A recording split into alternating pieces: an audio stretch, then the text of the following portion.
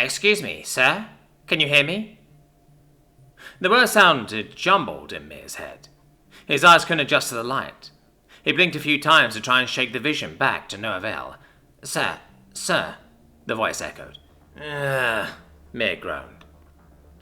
The light from the city's neon lights bulged towards him, finally illuminating his surroundings. The gun in front of him wasn't wearing any clothes, and normally Mir wouldn't mind this, but a quick glance around showed him that this wasn't his bathroom on his galactic superliner. Also, everyone else was also naked, out in public. Some talking on some small device in their ears, others hailing small liners to take them to different locations. But all of them were naked. The girl's voice, no longer sounding to be a million miles away, erupted his time and forced him out of those thoughts. Sir, do you need any help? You're just lying there. Mir looked around, feeling out the lining of his jacket as he tried to get up. The helpful stranger let him lean on her while he attempted to stand. You're quite nice, you know. Anyone ever told you that? Mir said, as he struggled to keep himself upright without assistance. She chuckled while looking down at his feet, which seemed to misunderstand which way was down. I've heard it a few times, but not ever from someone wearing clothes. Seems weird. I've only heard it from people wearing clothes. A crowd began to form as the dance performed by the modern weirdo wearing clothes and the kind stranger mesmerized the common folk, much like a public art display. Videos were taken, photos were sent. The more she tried to keep him up, the more he seemed to forget that up was a direction most species adhered to. His body flowered but became stiff as soon as he was in the wrong direction. A right foot here, a left arm there. For a moment the girl was on the ground and the man looked to be helping her up. It was quite entertaining.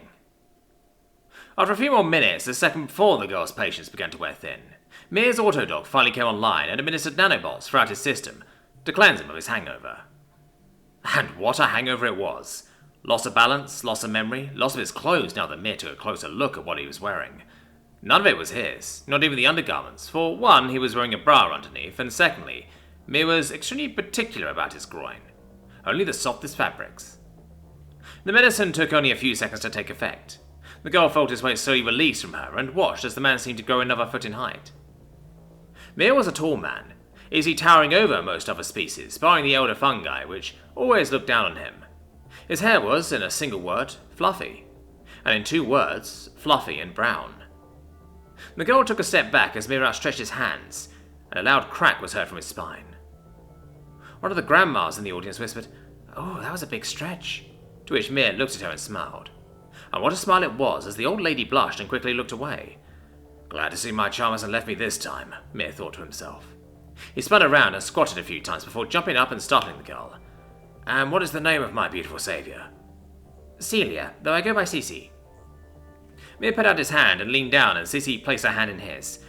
I thank you for your kindness, but could I ask you for one more favour? Of course, what is it? Well, if you have the time, I would have... Cece didn't let Mir finish as he yanked her hand and said, I'm seeing someone. Silence creaked throughout the crowd, but Mir lost no pep in his step, and I'm sure they were extremely happy about it. As I was saying, do you know where I could buy some new clothes? I feel overdressed.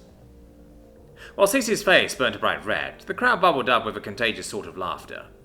They slowly began to disperse, as such an ending must have surely been scripted as a sign for the end of the visual art performance, though if only Cece and Mir knew that they were performing. But unfortunately for Cece, this was reality, and the moment was now sitting at the second most embarrassing event in her life. Only second to, well, actually best not to mention it. Soon enough, there were only Cece and Mir left by the side alley of a typical idle intersection. Cece was still standing there, setting the moment in time as a core memory, when Mir finally spoke up again. I would appreciate additional help if you wouldn't mind. I have money for the clothes, but I just don't know where to go. Hell of a bender last night. This took Cece out of her trance, and she began to think about how to help. She looked Mir up and down. I'm off today technically, but luckily for you I actually work at a store that would help you with your problem. I don't think being clothed is a problem. Well, if this was the 32nd century, yeah, maybe, but it's not anymore now, is it? Cece started to walk away and Mir followed beside her. He looked at her.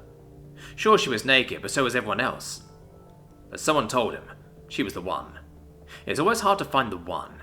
And what year is it exactly?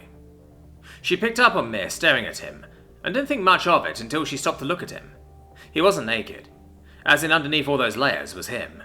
He wore physical clothes. Her eyes doubled in shock. 5128, and how do you not have an iris implant? Is that why you're staring at me, just to see me naked? Mir chuckled. In my defense, my parents never wanted to get it for us. So it's just strange to see. Sissy's worries subside a touch, though her embarrassment seems to double. There's always an anti-iris idiot somewhere out there. Hey, there's my mother you're talking about, Cecilia. Sorry, my bad, she said, as they continued walking. They didn't talk as Sissy saw that Mir was mesmerized by the lights of the city. Didn't know Country Boy still existed, she thought to herself. But as she fumbled with the idea that this complete stranger was exactly her type, she realized that he hadn't introduced himself. She stopped as they arrived at the technology shop she worked at, but she looked up at him and asked, And who is the man I saved? Sissy said, mimicking Mir's tone when he had asked her. It caught Mir in surprise, but he answered with no delay. I am Mir. That's who I am and who I like to be, he said with a smile. Sissy turned back abruptly to hide her blush caused by a smile, and walked into the store. A store that Mir had never seen. The entrance was actually millions of small fragments of special glass, held together by an electromagnetic field. The pieces floated in the air and moved around your body as you walked in, acted as a security feature and a fun gimmick that reflected light beautifully. The inside was seemingly littered with tech that Mir had never seen before, although the space was designed in a way to seem as minimalist as possible. Though Cissy's son yelled to a co-worker broke that minimalism, as a ball breaks fragile ceramic in a store. Hey Silver, I've got a no iris guy here, can we hook him up? Doesn't have to be new. Mir perked up and added, Needs to be cheap though, I've only got... He rummaged through his pockets. They're suddenly filled with a small datapad. Whatever this has on it. Sissy looked over to his hand and looked at him confused as Silver rummaged through a digital database to see what could be found. You're just walking around with that? Well, yeah, where would you walk with it? In a safe, underground, protected by guards. Mir, do you even know how much is on that? I mean, I can check. Mir pressed his hand against the surface of the datapad, which luckily opened up, showing a bunch of digits that Mir didn't recognize. I'm not wearing my glasses, Sissy. Is that enough for an iris? Sissy's mouth fell, while Silver's head busted through her digital display, the worst from it caressing the man's head. Holy shit. You can buy all the irises we have right now.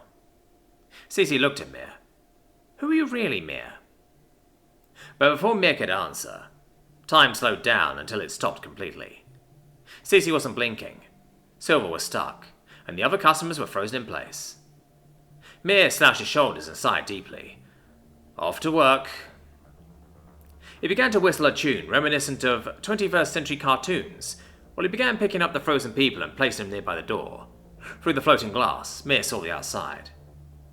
Easily 15 blocks away, a large liner, probably carrying supplies of some description, had crashed into several other liners, and a cascade of them was now falling out of the sky, though they were stuck in time for now. They make us see the future of the shockwave of where each liner would hit the ground, what would collapse, how some people would act, and how others didn't have the time to do anything. He heard the screams, their pleas, and he stood there for a moment. A moment stolen out of time where he suffered like no one had before or ever since, collectively feeling the fear and deaths of the thousands of people that would die the moment when time passed. A few blinks of his eyes later and Mir was back.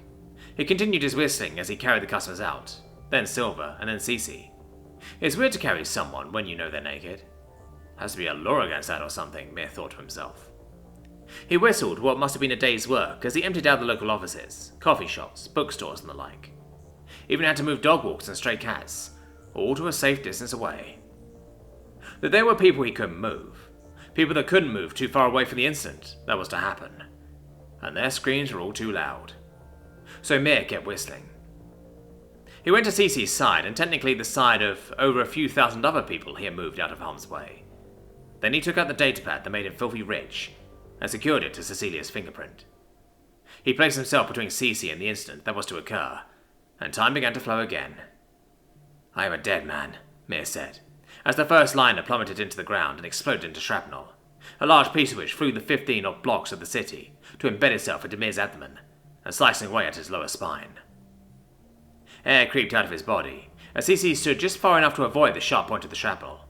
First she was in her workplace, then no explosions, and now Mir's dying.